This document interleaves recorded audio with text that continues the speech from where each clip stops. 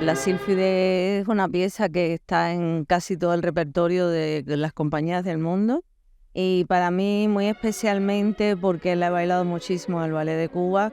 Es una pieza a la cual le tengo un especial cariño porque sé que desde que tú empiezas en el cuerpo de baile y haces esta pieza, te sientes que estás bailando como si fueras una primera bailarina. Entonces sé lo que iban a sentir estas chicas y por eso me hacía tanta ilusión montarla aquí.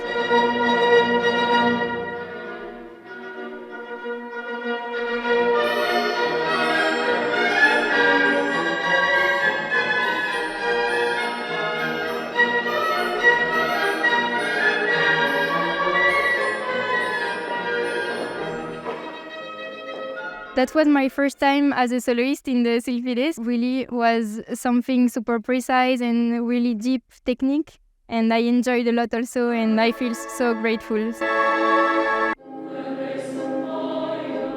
Afrodita es un ballet que siempre es una espina que he tenido clavada y siempre me quedé con las ganas de indagar otra vez en Orff y hacer algo nuevo, algo fresco como lo hemos visto esta noche. Tuve la suerte de bailar la trilogía de Orff, son Carmina Burana, Catulo y Carmina y El Triunfo.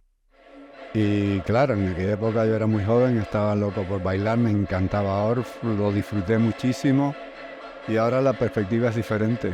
Ahora veo esos cuerpos jóvenes haciendo lo que a mí me hubiera gustado hacer. Es como la evolución, como el renacer de nuevo con la danza a través de la coreografía.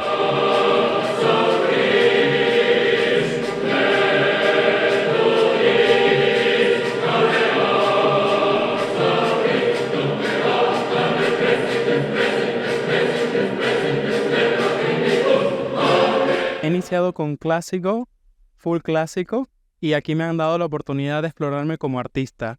Y me siento muy feliz porque no solamente ahora hago clásico, hago neoclásico, contemporáneo. Entonces estoy agradecido con el par porque me he sentido afortunado de explorarme como artista. Me he sentido como que he agarrado el personaje y lo he interpretado también en mi zona de confort, pero lo he llevado como creo que el profesor y el director en este caso.